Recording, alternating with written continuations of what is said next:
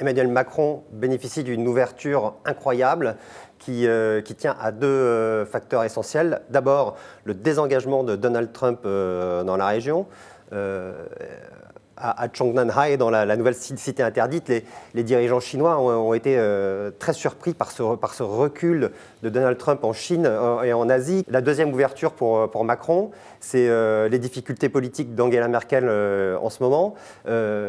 Si la France est le partenaire historique de la Chine en Europe, l'Allemagne, en raison des relations économiques très fortes, à ces dernières années, était le principal partenaire de Pékin.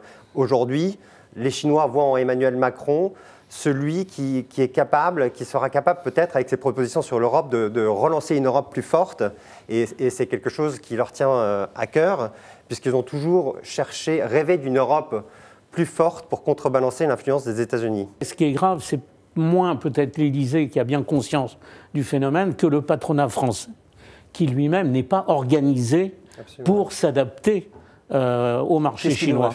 Et pas seulement au marché chinois. Une task force il faudrait élargir considérablement, il faudrait permettre aux PME d'être constamment en mouvement vers la Chine et pas seulement à l'occasion d'un déplacement présidentiel. Les Chinois, en Europe, dans leur stratégie, s'implantent dans les pays qui sont les plus fragiles, à la fois économiquement. On l'a vu au moment de la crise de l'euro avec la Grèce, où ils ont saisi cette opportunité pour acheter tout ce qu'ils pouvaient en Grèce, notamment le port du Pirée. Et on le voit en Hongrie, où les tentations autoritaires planent déjà sur le pays. Ce vers quoi il faut regarder, c'est les technologies vertes, c'est les technologies innovantes, c'est ce qui va aujourd'hui être porteur et qui va donner lieu à une véritable concurrence. Et il faut arrêter de raisonner, je dirais, en termes de technologie ancienne. Ça peut paraître paradoxal, mais aujourd'hui, Airbus et d'une certaine façon, les technologies Areva pour le retraitement, ce sont des technologies classiques, anciennes, qui ont fait leurs preuves. Aujourd'hui, l'enjeu, il est sur le futur.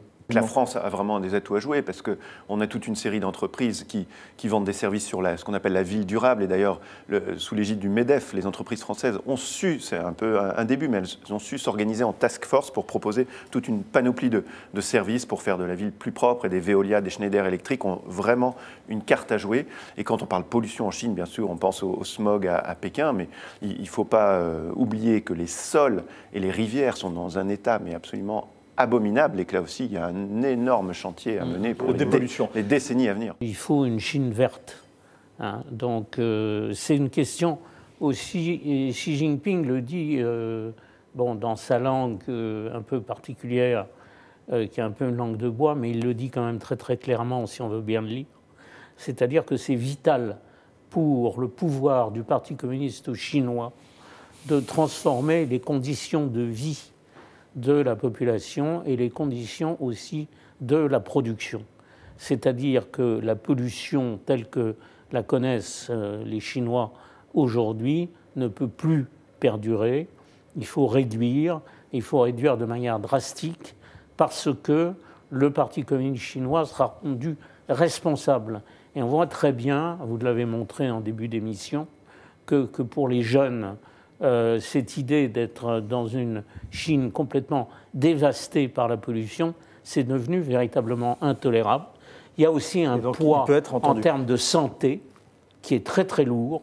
Et donc les Chinois ont compris qu'il fallait le faire et qu'il fallait le faire en coopération mondiale. La carte, c'est convaincre la Chine d'augmenter la pression sur la Corée du Nord, je pense. Il y a un levier qui n'a pas été utilisé par Pékin. C'est le boycott c'est d'interdire les exportations pétrolières vers la Corée du Nord. Ce levier est un levier qui pourrait avoir un impact sur le régime, puisque sans ces exportations, le régime risque de s'effondrer. Sur la question de l'influence que nous pouvons avoir sur la Chine, elle est extrêmement, extrêmement limitée. Effectivement, les Chinois ne veulent absolument pas que le régime de Pyongyang s'effondre. Et donc, n'ont pas du tout l'intention, d'ailleurs les Russes aussi continuent à fournir du pétrole à la Corée du Nord, il ne faut pas se faire d'illusions là-dessus, nos moyens d'influence sont très très limités.